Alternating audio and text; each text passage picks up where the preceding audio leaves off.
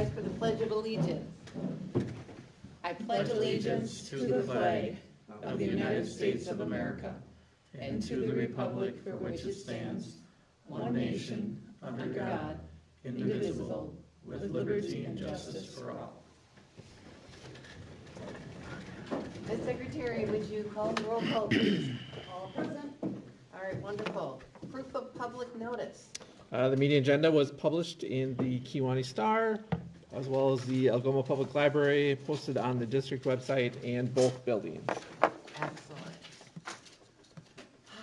Approval of the agenda as presented. I entertain a motion for approval. So moved. Second. Moved by Lonnie, seconded by Jeremy. All those in favor of the agenda as presented signify by saying aye. Aye. All those opposed, no. Motion carries. All right, approval of the consent agenda. Everyone have a minute to take a look at what's going on in there? Anything you want to pull out? Let me rephrase. Okay, if not, I would entertain a motion. Moved by Shannon, seconded by Chris, to approve the consent agenda as printed. All those in favor say aye. Aye. All those opposed, no. All right, motion carries. All right, we're on the approval. Hold on, I'm going to scroll down to get to our recognition of the donation. This is wonderful to see. All right. We have an approval. We want to acknowledge the $1,000 monetary donation from Alana and Spencer Benier for the weekend food backpack program. That was awfully nice for them to donate $1,000.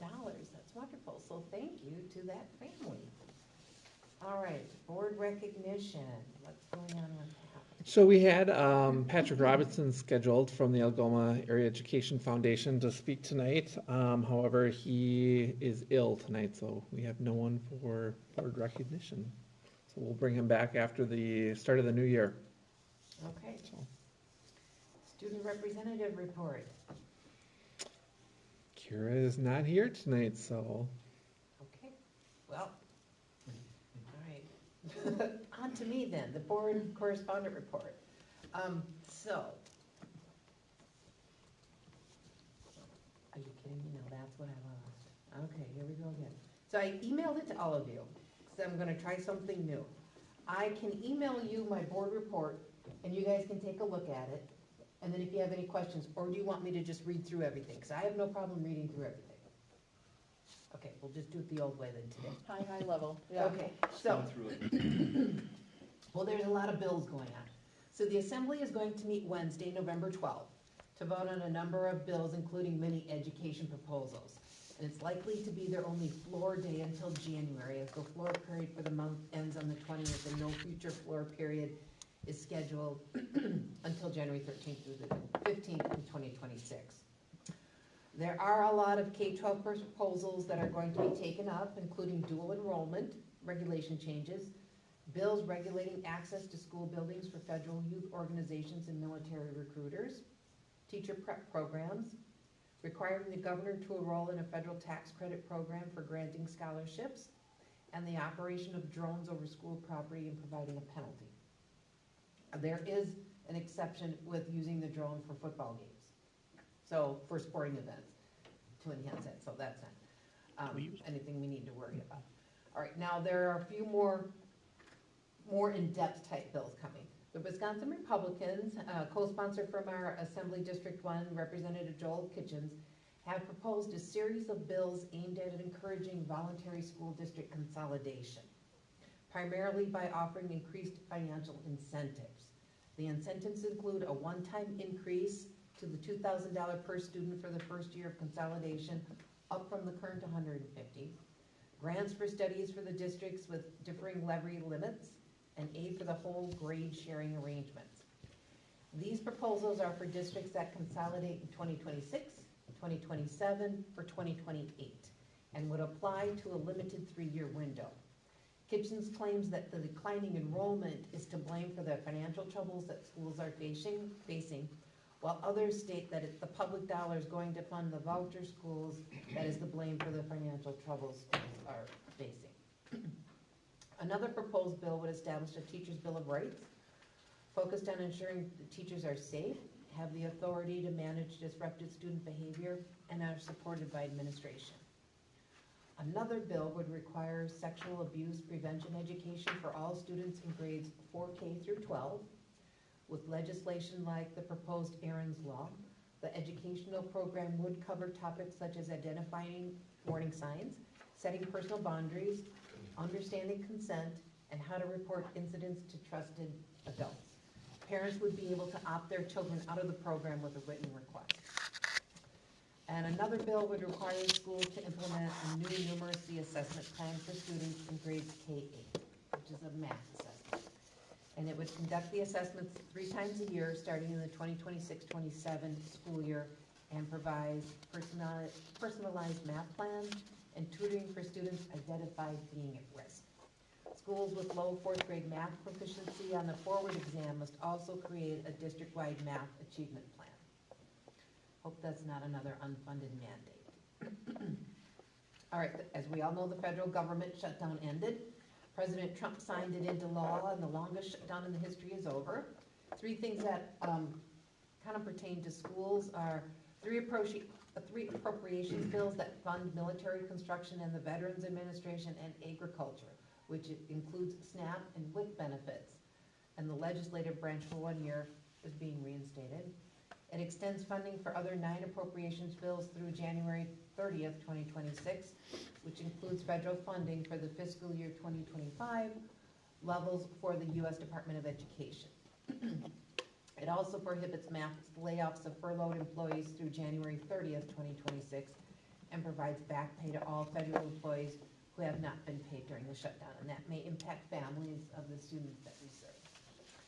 The WASB 2026 legislative agenda has been approved by the Board of Directors, and this year's agenda promotes local control, responding to staffing challenges, school consolidation legislation, school safety, and federal agency mandates. And the last thing is that the governor signed the cell phone bill into law. Governor Evers signed into law AB 2, which is now known as 2025 Wisconsin Act 42. The bill generally restricts cell phone and personal device usage during instructional time by requiring school boards to adopt policies. And I believe we already have one, don't we? So we're good, but it's now a law on school. So, any questions with that? Nope. Okay. Jesse, how does our cell rule coincide with the states? With those states. It does align very nicely.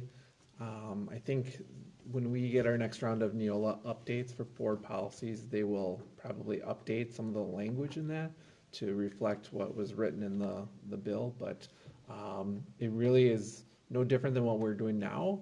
We don't allow cell phones during the school day unless it's teacher allowed in the classroom. Students can use it during passing time and lunchtime, but during instructional time, it's not allowed unless the teacher says it can be used as a tool. Because I saw in the news, the only reason I'm asking, I saw in the news, and I don't know what school it was, basically when the kids come into school, they basically have an area that's locked where they can set their cell phones, and it stays in there till lunch hour, and then they can grab it for lunch hour, and then it comes out. And that's where I think districts will have the choice in how they want to adopt the policy. But what we currently have aligns with the new law. Perfect. So. All right. Next up is the board CISA 7 report. Hi, Ms. O'Connell. So the meeting was last week. I was able to attend the first hour virtually because we had the advisory committee open house that night at the high school, so I had to scooch off of there. But the business office from CISA provided a report of all the things that they're doing and offering to the districts. Some of it included like coaching services on accounts payable processing, payroll, how to utilize Fund 80, a bunch of different stuff. Some districts like Southern Door, they are doing all of the fiscal management for or acting as their business office, so it is something that they can do if we would ever be in a predicament to need them like that. Aaron, which is the director, he attended the National Forum to Advance Rural Education Conference, and he shared all of his resources and highlights of that conference with us. The PAC meeting was held November 7th, well attended, legal updates, DPI initiatives, and talking about the district report card, which I believe is on our agenda for a little bit later. Then our educational part that we always, learn something at every meeting. They taught us about E-rate and what CISA can do to help districts with the application process. LC is one of the districts that has signed up to use their E-rate services. And then moving on later into the agenda was the approval of their fiscal year 26 budget, and then some new vehicles, but I had to drop off the call before that happened. So. Any questions for Chrissy? All right, thank you. Next on the agenda is board president announcements. Only thing is, well, a couple of things. Open house is Wednesday from 5 until 7, with 6 o'clock being the ribbon cutting. Hopefully people can come and see all the wonderful things going on that has been taking place within the high school. We'll have pictures, correct, of what's going on in the elementary school? That's correct, yep. So people will be able to see that. How did last week's tour go? It was well received. I think we had about 15 people attend. Saw a lot of very happy and pleased people. A lot of surprise and like, wow, this looks really nice. So it was well received. Very good. I So. think that's wonderful. Also, you all should have gotten an email from WASB for the superintendent evaluation. If you could take a look at that and go through the training, that would be great. I'll send out a communication to get us all on board with that. And I believe that is all I have. That's good. You did skip the public comment, but Oh, I no one sure is did. signed in for public comment. Anybody So sign in for just- public comment? See, I don't have my glasses on. All right, put them in. No one is signed in. Okay. Next on board are the administration reports. all right. Just switch over screens here. All right, 3 key takeaways for tonight. Amber will go through update on our district finances for the month. Just a reminder about the upcoming election in April, and then I will talk a little bit about school report cards from DPI. So, So we've got very little going on in the finance world for the month of October. All funds are within the parameters that we would hope they would be. The charter grant was settled and paid out as it should have been. All funds were obligated prior to 6:30, and we did file that final one by 9:30. We got the money in October. Our early college credit program revenues were received, and they were up quite a bit this year from what we had estimated in the budget. And that is due largely to the increased utilization of that program by our students. So they are definitely taking the school credit programs. We did receive our first USDA food payment in October, and I'm happy to report we also received our November food service payment. So we have not seen any delays on that front. And then just an update for the board. New this year, there is a function within our financial software that allows me to email automatically the administration team and department heads their expenditure reports. So they get that every Monday morning, and then we utilize those once a month to meet and talk about any concerns or areas we need to address coming up. Are there any areas of concern? Not at this point. I haven't heard anything, so. Some of those budget meetings go a little bit longer. Some of them are just simple 5-minute check-in to say, hey, everything looks great. I don't have anything to talk about. Like, okay. Fund 46 is our non-referendum capital fund. We are planning to replace the oldest school bus in our fleet. And for our referendum work in Fund 49, the work does continue. Invoices do trickle in, and I mean trickle. They are coming in fairly slow, which is great news for us, because that means we are earning even more interest than we initially thought we would. So if you look at that bottom line there, the revenue percentage is at 137% already. That is due to a good chunk of those bills not coming in right away at the beginning of the year. So How much have we earned? to date, Yeah. you put me on the spot. I want to Okay. say 200 and some thousand. My initial projections for the whole project in the 3-year span that we have the money before we have to have it spent was around 450,000, and I think we're going to be closer to 6 or 7. Nice. We're doing really good. Yeah, we are. That's wonderful. Thank you for your diligence in that. Yeah. the interest have to be earmarked for referendum? So referendum, debt payments, and then, yeah, referendum and debt payments. So as long as the expense fits within the ballot language. So any work on the buildings and grounds here and down at the elementary school qualifies. We do have a wish list started for once the major bulk of things are planned, are done, to see, is there anything else we can update that maybe we didn't think we could get to, but now we can, so. So during the month of October, we paid ACT Creative IT, Woodcraft of Appleton, Home Depot, and Menards.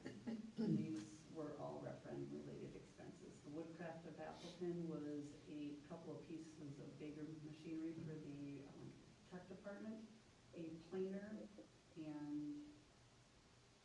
forget what the other. Jointer? Jointer, yep, the jointer and the planer. So those were purchased and delivered in October, and they are happily installed, and the teacher's very excited.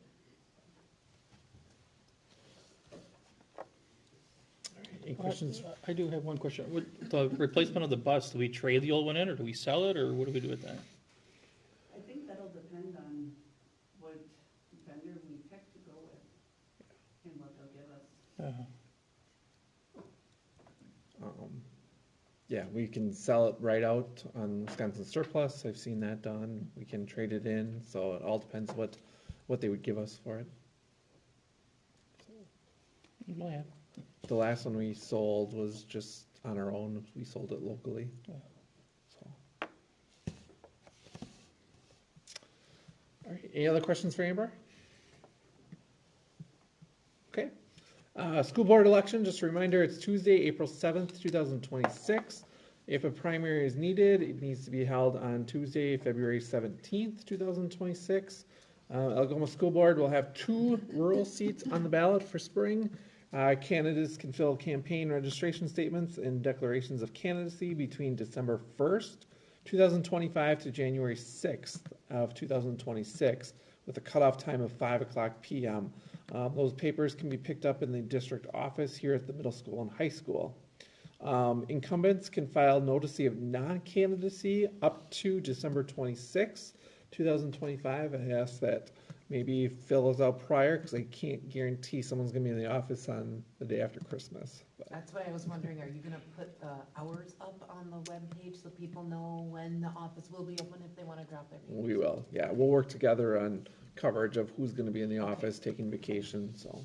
Okay, wonderful. And more information can be found on our district website about the election, so. School report cards. So, just kind of give you a broad, very high-level overview of school report cards from DPI. So all public schools within the state receive a school report card annually.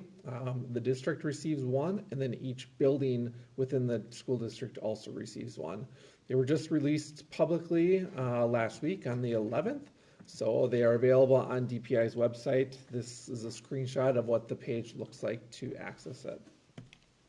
I want to share a video that explains what the report cards are all about. It does a much better job than what I can explain. It's a short 2-minute video. And it does talk a little bit about some significant changes to the report cards that were made this year as well. So, if technology works, please. Every year since 2011-12, Wisconsin produces report cards for schools and districts. Similar to the purpose of student report cards, these report cards help districts understand performance to improve opportunities for kids. It also helps families, educators, and communities understand how their schools are doing. Each report card looks at multiple years of data across 4 key areas, like achievement, growth, progress of students in need, or students with the lowest academic performance, attendance, and graduation rates. Based on these data, schools are given 1 of 5 overall ratings, from fails to meet expectations to significantly exceeds expectations. But things have changed over time. Since report cards began in 2011, Wisconsin has improved how we measure school performance. Schools with more low-income students are measured differently. what matters more. Academic progress is tracked neatly, and absenteeism has a bigger impact. Using the old report card performance benchmarks is like using a GPS with 10-year-old information. The roads have changed, and if we don't update the map, we might end up on the wrong path to our destination. That's why, this summer, over 24 education leaders from across Wisconsin are coming together to update the thresholds for each rated category. They will review available data and recommend updates consistently. With guidance from national experts, this standard-setting process ensures school ratings reflect today's expectations, not yesterday's. It's all about making sure Wisconsin's report cards are consistent, clear, fair, and based on how schools are truly today. Learn more at dpi.wi.gov.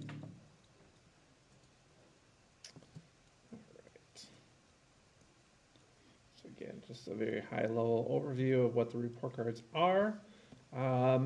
So comparability from last year's report cards to this year. There are some areas that we can compare, but there's many more that we can't compare because of the changes that were made over the summer. So what we can't compare to prior years was our overall scores and ratings, our priority areas, except for the growth, and then the achievement component of the scores.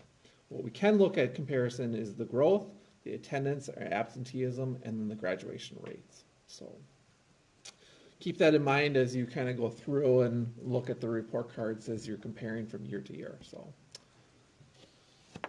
this is the updated new criteria for how you fall into the rating categories. And I'll talk a little bit about all of our buildings. So for 24-25, the school district fell at 64.3, which falls in the meets expectations. The elementary school also meets expectations at 65.6. Our middle school and high school fell at 64.4. And then the Algoma Venture Academy at 62.0. So we all three buildings and the district fell within the meets expectations. As required by law, we need to communicate the school report cards to families as well as educational options, so that will be going out to families within the next couple of weeks. So the front page of a report card, and they're all linked in the agenda, so anyone in the community can view them. You as board members can view them, but I took a screenshot of the front page. Again, it talks about the overall score and the rating. It has our district information. School districts have the option to do a statement, what you can see up in the very top box there, which is our mission statement as a school district. And then the 4 priority areas for that the state measures, which is your achievement, your growth, your target group outcomes, and then your on-track graduation. Can we provide a link to this on our webpage? In terms of the explanation of it, or? A link to this front page. Yes, so all report cards have to be linked onto the district's website for the public to view it. So that is part of the state statute as well. So it's important that people know that our economically disadvantaged percentage, which is at 42.5%, impacts the achievement priority and the growth. So it's weighted differently among those two based on how many students receive free and reduced lunch within your district. So comparison, I'll show you that in a little bit of how that looks, but achievement is another large area. So this measures ELA, English Language Arts, and math for students in grades 3 through 11. It uses our statewide assessments, which is the forward exam, as well as the ECT, and it only counts those students that are enrolled for the full academic year. So if a student moves in mid-year, they're not counted in the data. It rates the students' performance on those assessments in developing, approaching, meeting, or advanced categories. And that's the same as what parents see when they receive their students' individual assessment results as well, that language. One of the changes that's new this year for the school report cards is they use 2 years of data as opposed to 3 years. So next year they'll use the 3 years, but this year they just use the 2. Our overall score for achievement was 54.9 as a school district, and that means that the 9.7% of districts either receive the same or higher score across the state.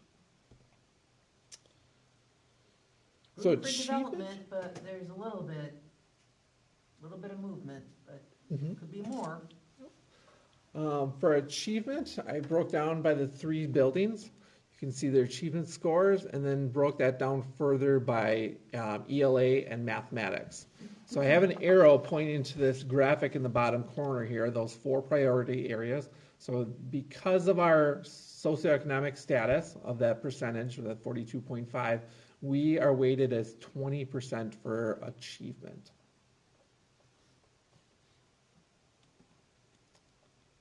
When you look at the growth, we scored 59.4, which is the same or higher than 33.9% of districts across the state. And what the growth measures is our students performing in a small subgroup. So our students may be in special education, for example, or a minority group. We look at how much growth they've made over a year's time.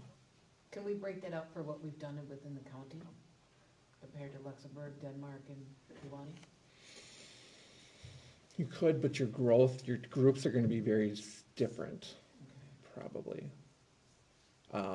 So this, it's hard to see here, but you can see it's broken up by race, Right. by Yeah, socioeconomic status, EL population, students with disabilities, so. We still could do it, it wouldn't be apples to apples, it might be more apples to oranges, but it would be interesting to see how we fare within the community, within the Correct. county. Yeah. And their weights would be different then too, right? Mm-hmm. Yeah. Yeah, their weight is going to be depending on what their socioeconomic. Right, So. right. So on that growth, we are weighted more heavily in the growth. We're at 30% as compared to the achievement. So students that are performing much more than a year's worth of growth is going to count heavier on going to count more on our overall score.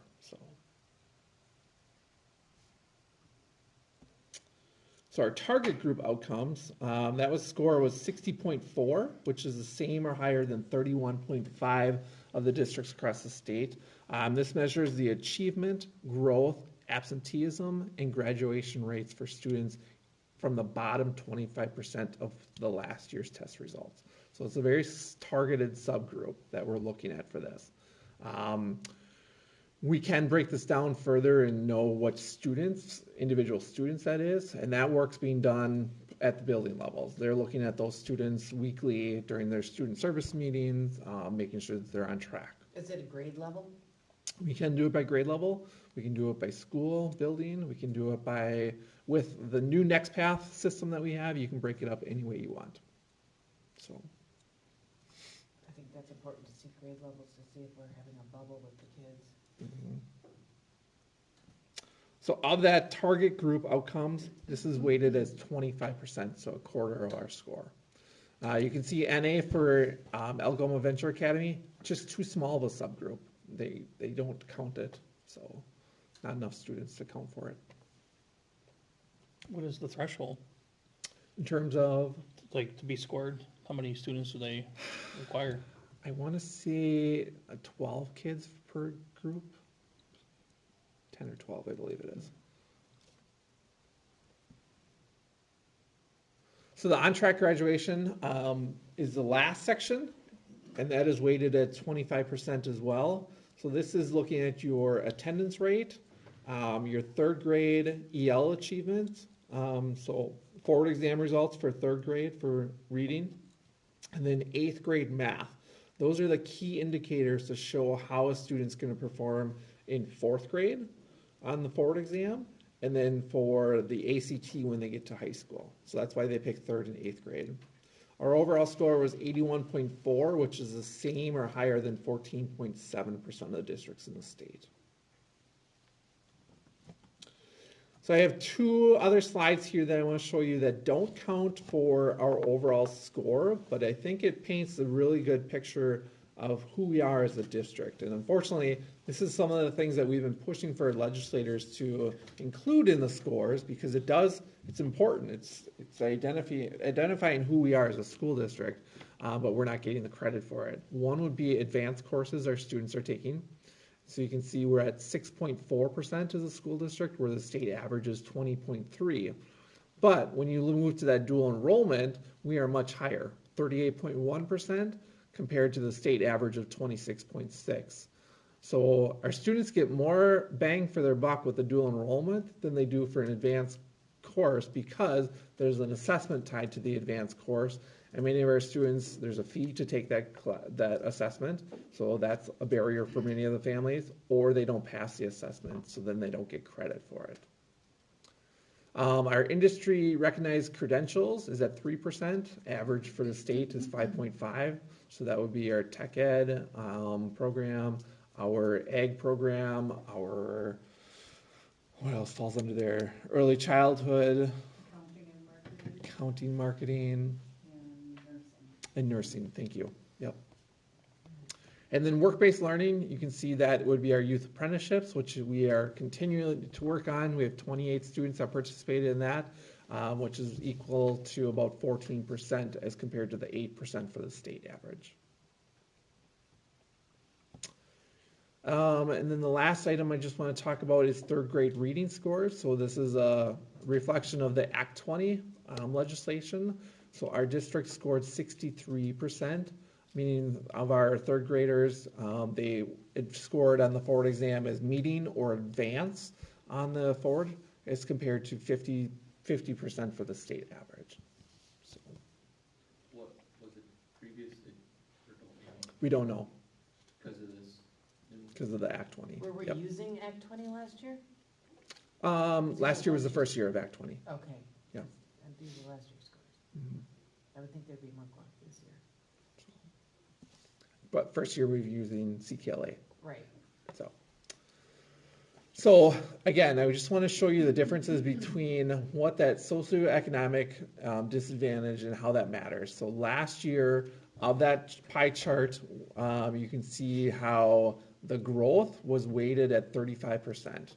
This year, because our percentages went down by about 7%, 8%, we are now seeing more weight in the achievement category. Do you think that's good or bad?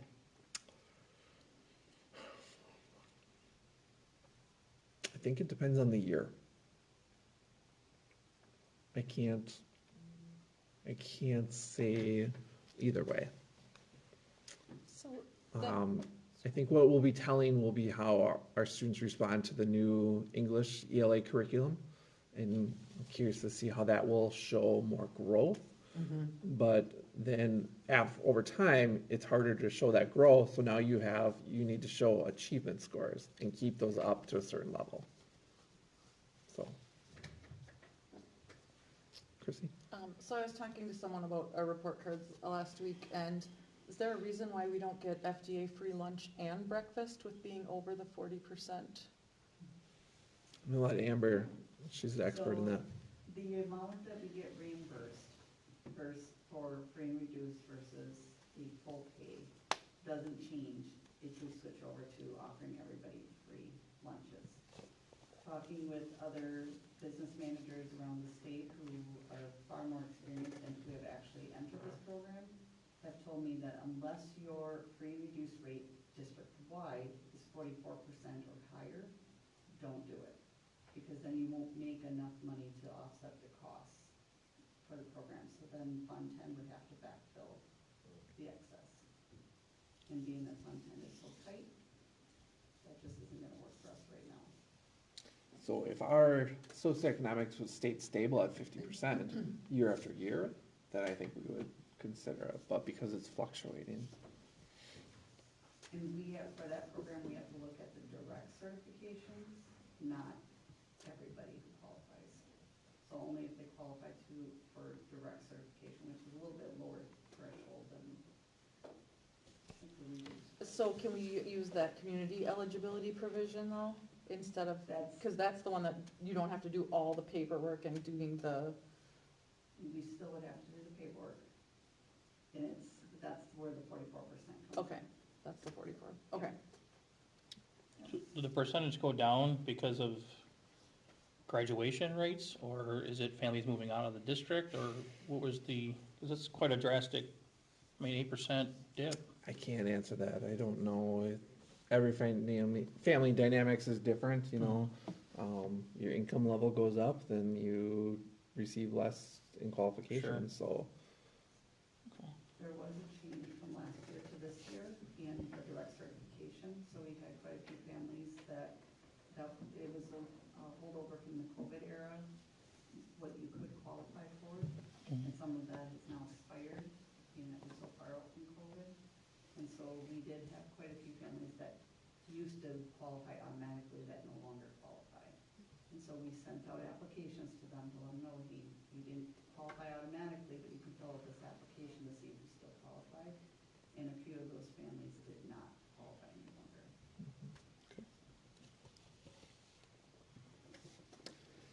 Last couple of points I just want to make, some takeaways. As a school district, we know we need to continue to look at the student data and make informed decisions that's best for instructional practices. This is one measurement. This is one tool as a school district that we can use to measure how well our students are doing. Is it an important one? Absolutely.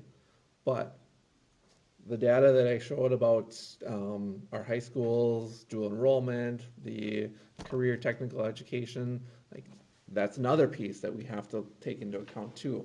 But with the adoption of NextPath, which is our online data warehouse system, our teachers, our administrators are analyzing student data more so now than they have been for many, many years, I would say. And that's a testament to our administration and our leaders at the buildings. They know the hard work that's ahead of us.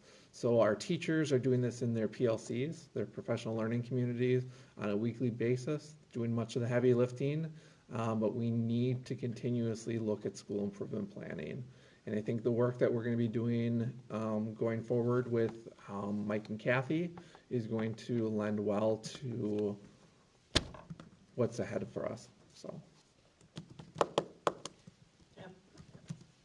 Questions you have about school report cards?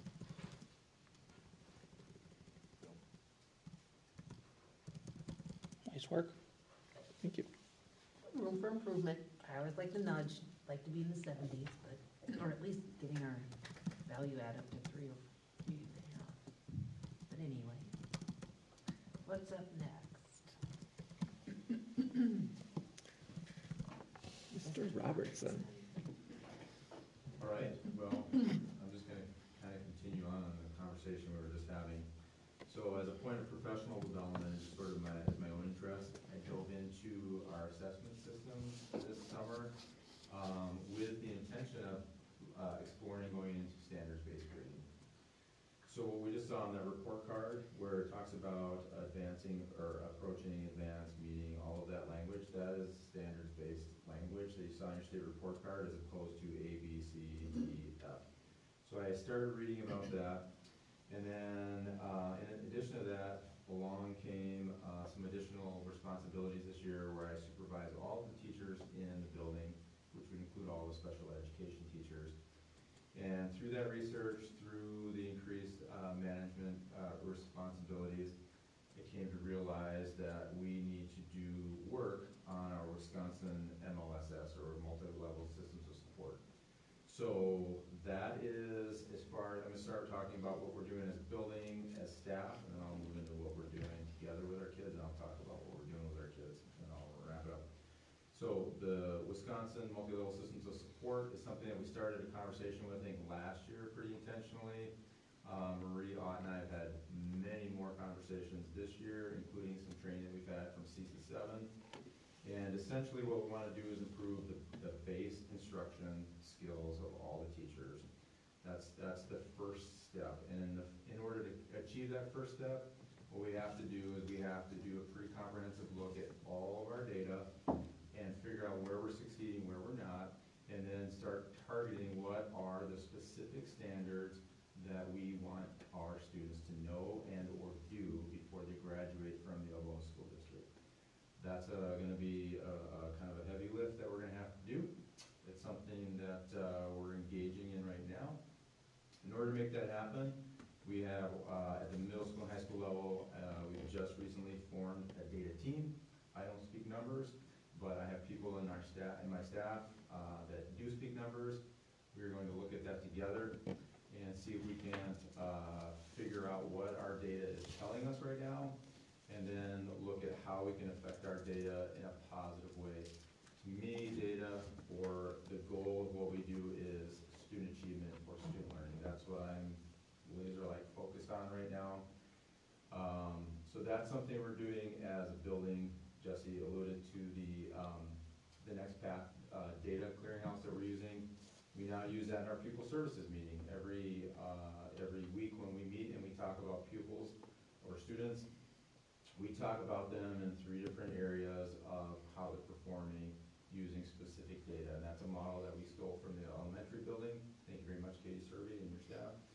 And then that's allowing us to make now data-driven decisions instead of just how are we feeling about that. I'm excited about that because I think it focuses everything through a responsible and reasonable lens. Dave, what are the 3 areas? So the 3 areas we look at are attendance. Okay. Actually, 4 areas: attendance, behavior logs. So how many behaviors are we looking at? Yep. And then, so attendance, behavior logs, obviously academic performance, so students that have academic concerns, grade-wise. And then the 4th one actually is visits to the nurse, the social worker, areas like that, to see if there's any social emotional issues that we need to consider. So those will be the 4 areas that we look at primarily. And of course, there's always anecdotal evidence and teachers talk, so we have that information also, but that's not what's coming out of next path, it's just teacher to teacher.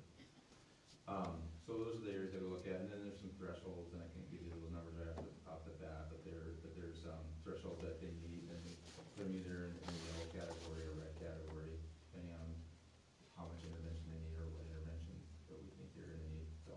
What's been the most challenging looking at all that data? I think right now, just looking at the data, Okay. to be totally honest, and then for me, the most challenging thing is making sense of it. Again, if you look at the state report card, there's data that suggests we're growing in some areas, or data suggesting that we're killing it in some areas, and there's data suggesting, hey, we really have some work to do. What's frustrating is that state report card is changing 3 times in 3 years. Right. So it'd be nice if that can level out and become consistent so that we can do some comparison from year to year. My challenge is looking at the data, and what I'm seeing is that I don't see us moving the needle significantly in the last 10, 15, maybe longer. I've only been here 15 years. And so the conversations we're having is how do we move that needle?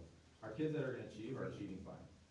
It's the kids that are struggling is how do we meet those kids' needs and move them forward? Right. So we're having some pretty interesting conversations. There's some new lingo that's coming out called just-in-time interventions. We need to learn what those are and how to use those. The other, just philosophically speaking, for me, I can't embrace this. Let's do remedial work.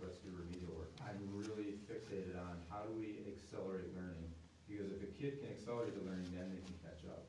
They're always going to be doing remedial work. They're never going to catch up. They're always going to be behind the years. So we're having conversations like that in our staff meeting. Some of them are not fun conversations right now, but I'm here for it. I'm excited about it because I think those are the kind of conversations we need to have to really take a good look at ourselves and figure out how we're going to move forward. And I think we will. We'll get there. We're going to move forward. So I'm excited about that work that we're doing. That was my next question. What are the things that make you smile? What are the good things coming out of it? So good things that are coming out of that, just give you an example. We now have an English teacher meeting weekly with a special education teacher to talk specifically how do I meet the needs of the special education kids that are mine in the classroom. So kids that come with an IEP, right? Students with IEPs, those are all of our students. And I think previously, whether in practice, philosophy, or whatever, there's kind of this, well, that's special ed, we just teach the kids, and that's not the way it is. They're all of our kids, and so trying to bridge that gap between the special ed, the regular ed, and all the other services and